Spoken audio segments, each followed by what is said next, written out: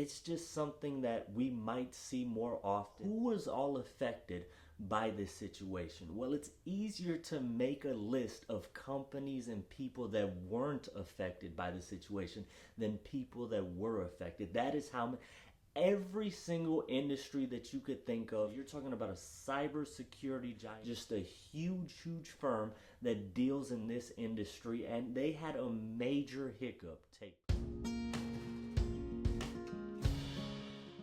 Modern doomsday scenarios often include losing power, losing communications, losing the internet. Now, modern technology is something that we are so accustomed to using that losing it, even for a short period of time, can be very disruptive. Now, this Friday, we saw a preview of what that would look like on a global scale, and it's something that would send chills down your spine. Now, this Friday, there was a massive global IT outage, and in this video, we're going to discuss it, what exactly happened, and it's still an ongoing situation. So what happened, what's going on, why did it happen, and how is it affecting pretty much everybody? So before we get started, let me just say that if you like content like this, leave a comment down below letting me know what you think. Make sure you subscribe for more content like this and hit that thumbs up button for me. Now, the majority of the issues can be traced back to CrowdStrike. And if you're wondering what is CrowdStrike, you've never heard of it before, don't worry. I thought the same exact thing when I heard about this, but I did a little bit of research into it. So CrowdStrike is a cybersecurity firm. It's actually a cybersecurity giant, a huge cybersecurity firm. So over 30,000 clients on a list of the Fortune 1000 companies in the world. You know, the biggest companies on the entire planet. They have like over 500 of them as customers of theirs. So you're talking about a cybersecurity giant, just a huge firm that deals in this industry, and they had a major hiccup take place. CrowdStrike's flagship program is called Falcon. Now, Falcon is a cloud-based solution that includes antivirus solutions, endpoint protection, threat detection, and real-time monitoring of systems. Now, this is a major program. It's their flagship program. It's one that a lot of these Fortune 1000 companies and even smaller companies around the world use on a regular basis. So Falcon and CrowdStrike specifically, they were doing a system upgrade. The system upgrade took place, and for whatever reason, there was an issue with it, and it caused a lot of screens would just go blue, they would go black. People that depended on this cybersecurity for their systems to protect their clients' records just did this. The update didn't go as it was supposed to, and the devastation that it caused, the disruption that it caused, was just absolutely massive. So this was a software update that took place on their Windows operating system, and CrowdStrike has since come out and said that they have found the fix, they understand what went wrong, and they are fixing it, and that's great. But all of these different, now again, 30,000 customers, huge major firms as well, they might have found the fix, but in order to fix it in all of these systems, it is going to take some time. So that is why this is still an ongoing issue. Now, we mentioned hundreds of Fortune 1000 companies that were affected by this. So who was all affected by this situation? Well, it's easier to make a list of companies and people that weren't affected by the situation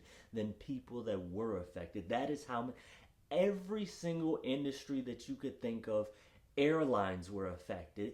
Even still today, airline just all across the globe, all type of thousands of cancellations everywhere. So you have people that were planning to go on vacation.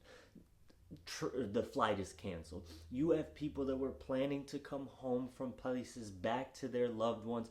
You have a whole bunch of people everywhere just sitting in airports right now just wondering what is going on. Hospitals were affected by this. People that had scheduled surgeries were basically turned around. Hospital staff just kind of left scrambling, trying to figure out what to do. And, you know, the airlines thing is bad. That's unacceptable. It's annoying to have to sit at an airport knowing your flight is postponed or canceled. But the hospital situation, emergency room visits, that's something that cannot take place. Now, and I did, these were more so like elective surgeries that were canceled. If somebody came with something life-threatening, the hospital was, from what I read, they were still able to operate, but some clinics and different, they had to turn people around. They could not access their computer systems like they needed to in order to conduct business like regular. Some emergency services, 911 services were affected. So, and I just hope that people, that really needed those services didn't go through really bad situations because of it. And all types of banks were affected, everything from coffee shops, other small businesses, 30,000 clients. Now, there's obviously way more than 30,000 different businesses, but this is a huge firm that deals with cybersecurity for many customers. And why it's so big is because they did it for major customers.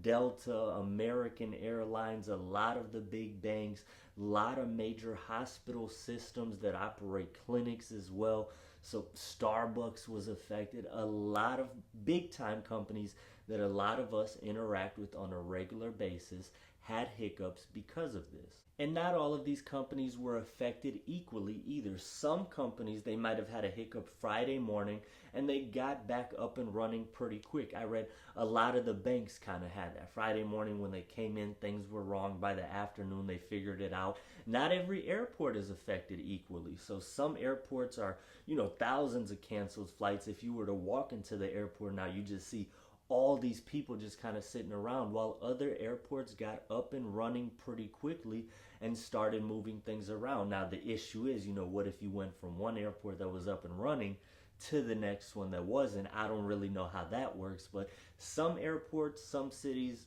they're back good, while there are also thousands of canceled flights that are taking place right now today. And in all honesty, it's just a bad situation. It's a bad look for a major cybersecurity company, and it's just something that we might see more often as things go on, as we get more and more technologically advanced. And no matter what we think or want to happen, that is just the way that society is going, especially as AI and Chat GPT and all those things start to take off.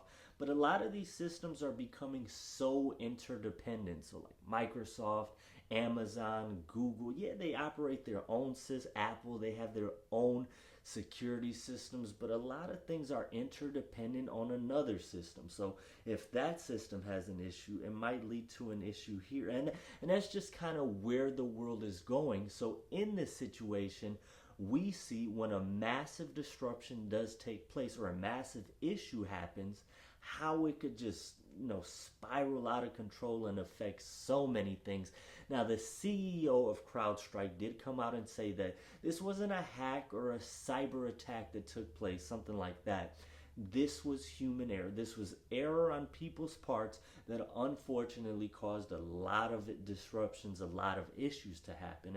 And I guess that's good, because if it was a hack or a cybersecurity attack and systems were, that could be pretty bad. We recently saw AT&T had a massive cybersecurity attack. All type of customer. I'm an AT&T client. I got a email. Your information was... No, those type of things happen. But in this situation, that was not the case. This was human error during a software upgrade, which unfortunately led to a lot of disruptions for airlines, hospitals, banks, your favorite coffee shop, online business, a lot of different things. Now, I love the internet. I love being able to, be on the World Wide Web, know what's going on everywhere in the world. I love being connected to everybody through my phone. Technology can do a lot of good, and it does do a lot of good for us. But there is also a major downside to technology, not just from people using it too much and not interacting socially with people in the real world, which people need to make sure they are focusing on as well, because that is important.